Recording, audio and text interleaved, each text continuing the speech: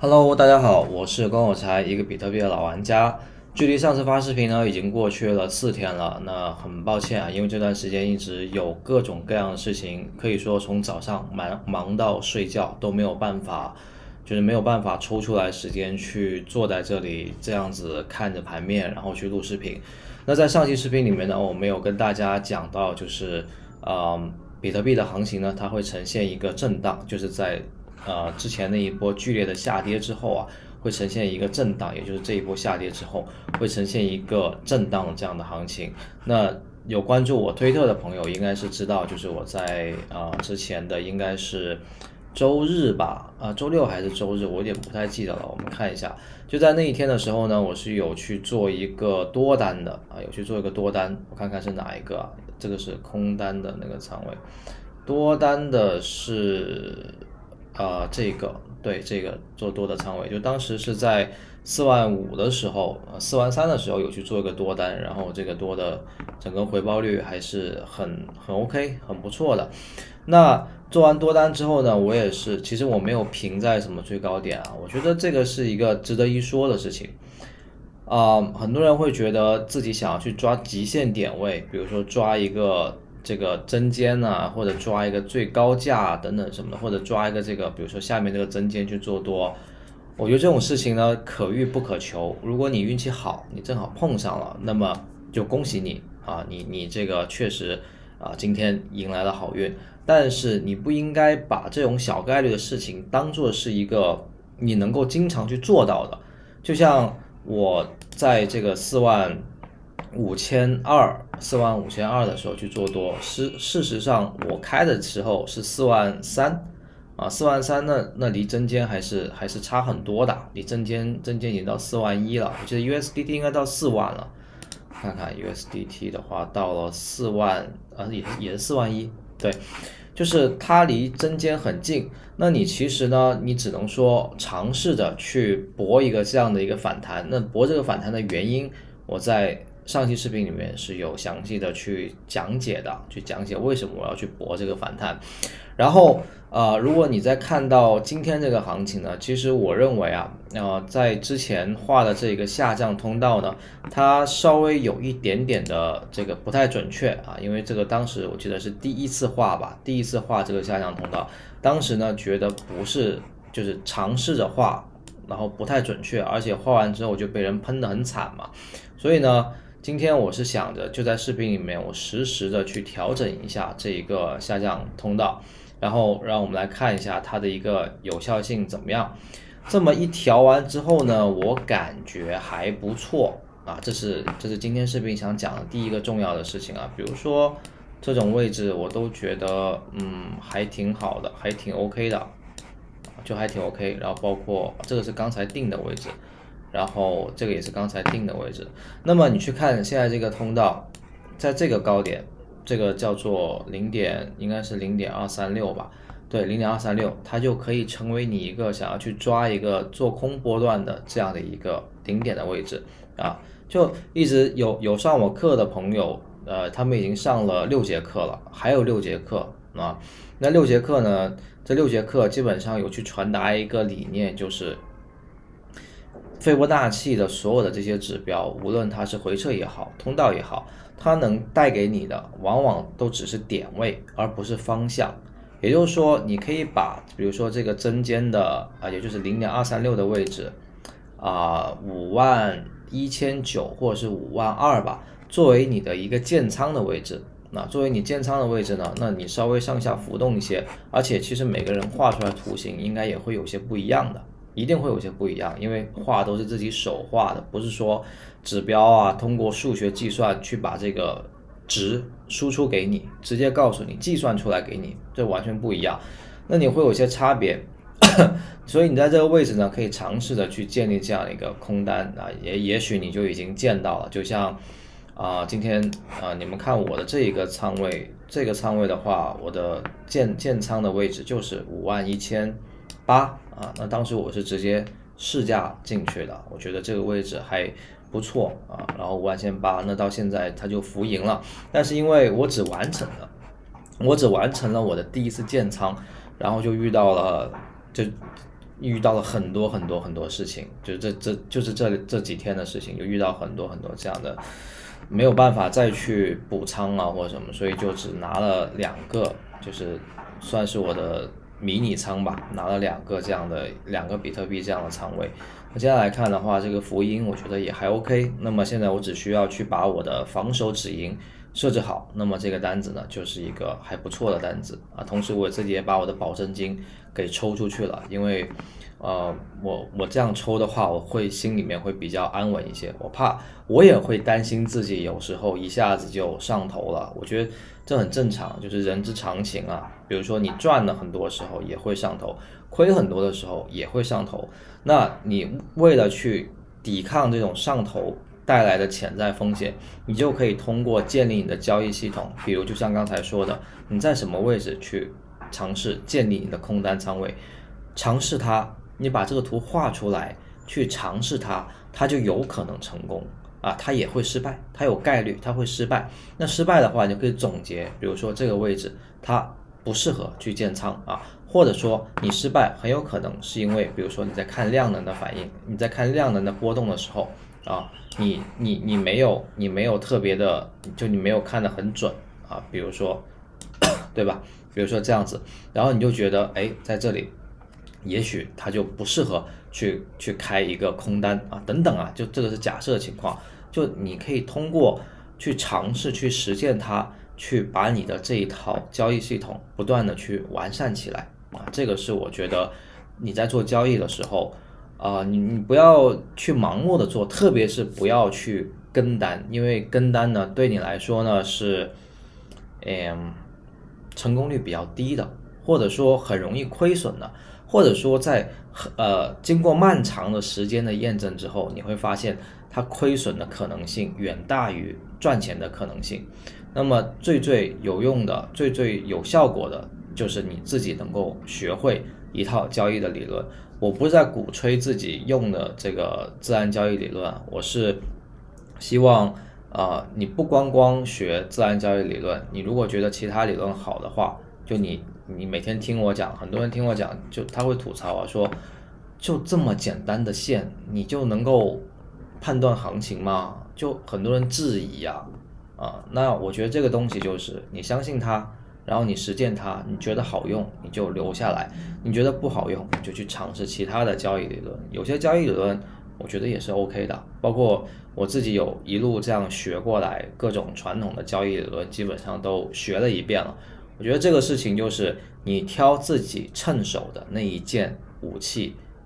那一套装备就 OK 了不需要去管别人，也不要去参加那种比如说你是某一个学派的，你就去抨击别人的学派了。我觉得没有这样的意义，就是没有意义这个事情，因为这所有的交易你都是在用自己的钱，你都是在对自己负责。那你去抨击别人的什么交易方法什么，我觉得没有任何的价值。但是你去学别人好的东西，你去掌握一套技能，那一定是有用的。那对于接下来的行情呢，就正如这个通道里面所画的一样我觉得现在已经是到了这一根蓝色的线，蓝色线应该是0.382，对，0.382呢，在自然交易理论算是一个强引力位，它有可能呢会沿着这样的一个线去震荡。那从刚才结束这个4小时来看呢，它的空头量能呢比较强这个4小时的空头量能比较强我没有说很强，我说是比较强。而当你往前看的时候，你会发现这一个4小时前面这个4小时，它更像是一个十字星，也就是它并没有真的体现出来多头的一个绝对的这种强势它确实是一个多头的这样的量能，但它没有体现出来多头这种非常强势的这样一点。所以当你看到这个价格上去之后，而下面呢多头量呢其实一直有在缩这在传统交易理论上面是有直接说的，就是价升量缩所以之后会怎么样？其实这个有时候你看它的有效性还是在的，还是有的。那之后呢，当它到了这个0.236的位置，斐波那契下降通道0.236的位置，它就正好这个空头量呢就开始上来比如说当它上来，当它下去，然后这里呢会存在一个拐点的出现，对吧？在这个时间点会出现一个拐点。如果你有学那个斐波那契的时间呢，很有可能这个点啊，哎呀，这图画的有点花了，就是这个位置，它有可能会是一个就是时间节点，然后你在这个位置呢，你去做出一个，比如说建立空单这样的仓位，那其实也还不错，有这么一段吧，有这么一段。那对于接下来的行情呢，我觉得它有可能会倾向于，刚刚说了啊，一个是在这个位置这样子去震荡，就是在沿着这个去震荡，然后还有一种可能性呢是，假设现在这个4小时，也就是正在走的最新的一个4小时，如果它的量呢继续持续放大的话，那么价格是有很大概率会去到这根黄色线的。黄色线的话呢是 0.5 的位置啊，没错 0.5 的位置。那到 0.5 的位置之后呢0.5是一个就是它不是那么容易让价格停留的这样一个位置啊。到了 0.5 之后呢，就有很大的概率它会继续的去再往下去尝试一次，比如说去到这个4万5这样子就是前提注意前提一定是这个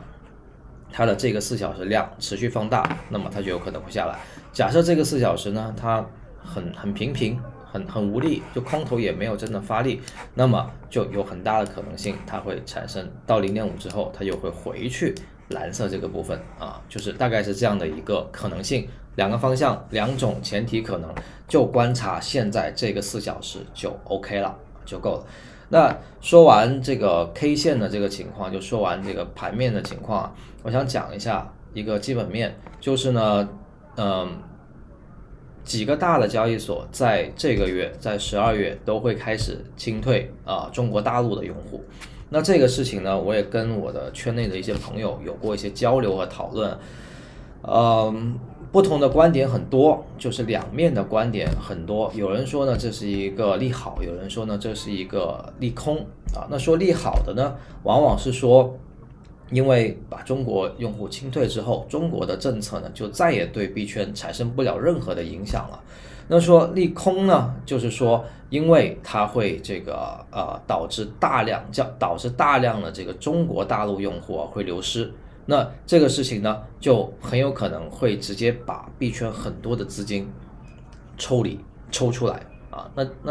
大家都懂就是其实整个二级市场里面，它的价格或者说它的这个流通性，很大程度取决于这里面有多少的资金有多少的资金去在这里面来回的博弈换手，来回的换手。所以其实两边你听完之后，你都会觉得它有道理。那我的想法是什么呢？我认为呢，之后呢，就是特别在中国清退之后呢，应该是会再有一些这个所谓的回调或者回撤，但我觉得不用害怕就像看多的那些人看涨的那些人一样，我认为这个所谓的下跌，它是在给我们这些比如说想要去加仓现货的人，是真的在给机会的。因为当它下去了以后有可能会出现这种流动性的一个真空这个有点专业，如果你感兴趣，你可以去看我一些之前的视频，我就不在这里详细说了。那流动性真空呢，价格的波动就可能会很大，特别是当资金从这里面抽离的时候，它的这个价格波动呢就有可能会很大。这个时候，如果你在一些低位去挂你的这种现货的仓位，比如说你这个比特币举个例子大胆想象一下，你在2万去挂一个，比如买入一个比特币，说不定它成交了，而且它有可能是以一个这样子的长针的形式出现，然后成交之后你直接马上盈利就是有可能会出现这样的情况。那这种时候呢，我觉得就是你可以去搏一搏，去看一下自己的运气好不好。那我呢，本身也是一个看整个比特币市场长多的这样的一个博主吧。就总体来说，我其实看整个市场都是看长多的，因为如果看长空，对于做这个事情来说就意义不大。如果它终有一天会归零的话，去不断的录视频，不断的讲这些，对我来说意义就不大了。但是如果我认为它能够一直发展下去，会有越来越多的东西真的跟区块链结合起来，比如说现在的元宇宙啊、NFT 啊、GameFi 啊，还有最近又出来了这个新的 SocialFi， 对吧？SocialFi 我其实还没有特别搞清楚啊，但是我觉得它的确有可能是下一个风口。像这样的东西，我觉得未来还会越来越多啊，越来越多。所以下跌的时候不要害怕，如果你的这个现货仓位呢，就是没有说完全塞到很满啊，或者你不是那种想要做波段的人，那你就拿好你的现货，做一个长期的规划，不要让这个现货钱影响到你的日常的生活啊，或者是什么之类的，就不要影响它。然后你用你的闲钱去像我刚才说的，去博弈一些很漂亮的机会啊，这个是我给大家就是在基本面上的一个建议。然后说回刚才提到的，清退中国用户这个事情，如果你去看历史的话呢，历史会告诉你，永远会就当一个事情发生了之后，当人们觉得以前的路走不通的时候，永远会有新的方法出现的。那至于新的方法是什么，我不知道，我也不好说。但是我觉得你只需要静静的、耐心的等待就好了。这个市场它一定能够走得更远的。这期视频呢就到这里，然后也是感谢大家的观看，希望大家可以给我视频点赞、关注我的频道以及转发给你的朋友。然后呢，也非常欢迎大家加入我的 Discord 社区，来跟我一起讨论这个数字货币的行情。那今天视频就到这里，谢谢，拜拜。